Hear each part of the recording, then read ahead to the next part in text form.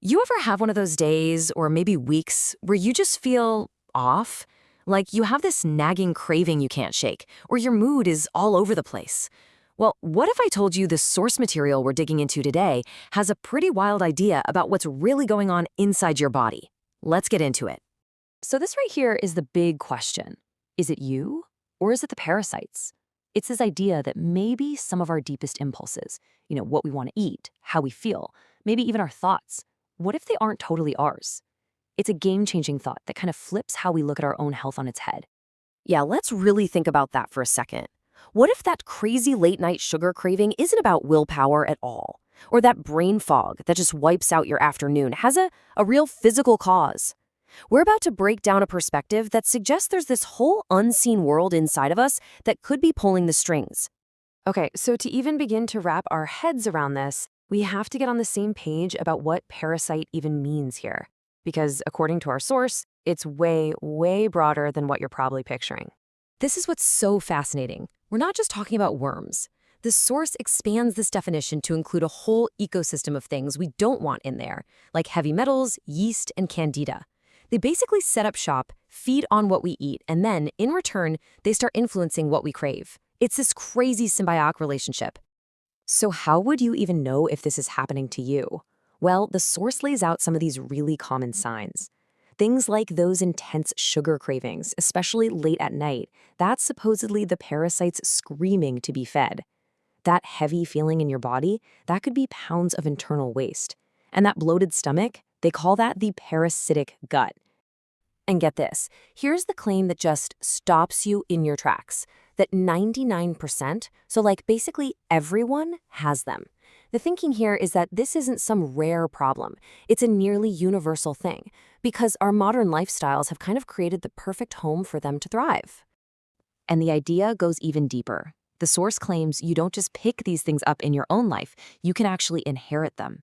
The argument is that these toxins and pathogens get passed down from parent to child.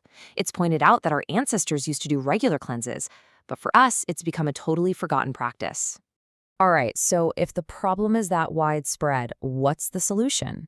Well, the source lays out a really specific cleansing process that's designed to tackle this head on. So the whole process is broken down into 4 main stages. You start by prepping your body, just cleaning up the diet. Then you lubricate everything on the inside to get things moving. After that, you bring in specific herbs to target the parasites and help out your organs.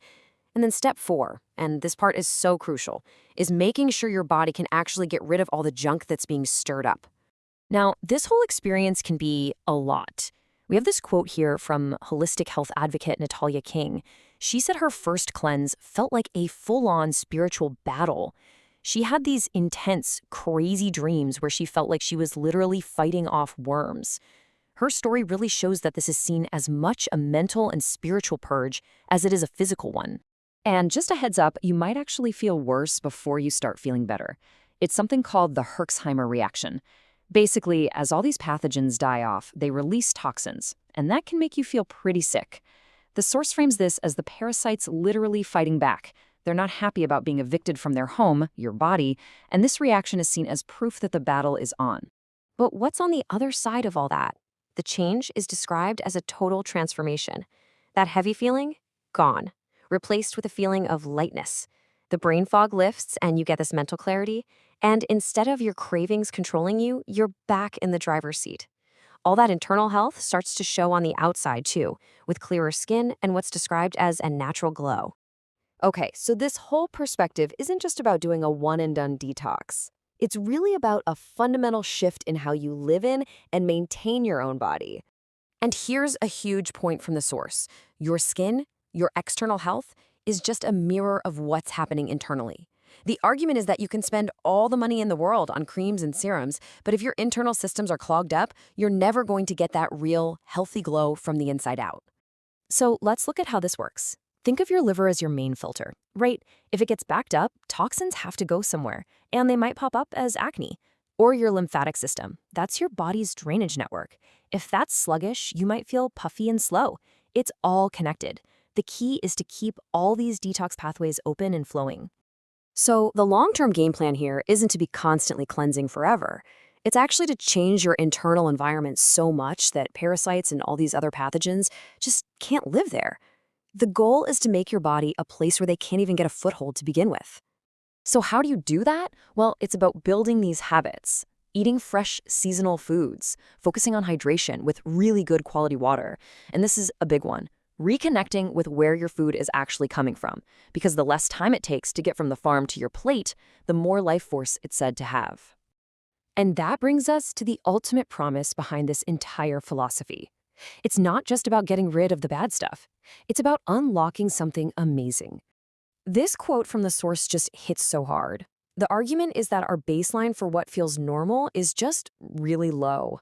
We're so used to being tired and foggy and heavy that we just think, oh, well, this is just life. We might be running at only a tiny fraction of our true power. So the biggest takeaway is that this whole process is presented as a way to find out what your true potential even feels like. It's about clearing out all the internal noise, both physically and energetically, so you can finally, maybe for the first time, experience what it feels like to operate at 100%. And that's really the question this all leaves us with. It challenges you to just stop and think that maybe, just maybe, there's a level of energy and clarity and just pure well-being that you've never even experienced. And it asks, what would it take to find out what that feels like for you?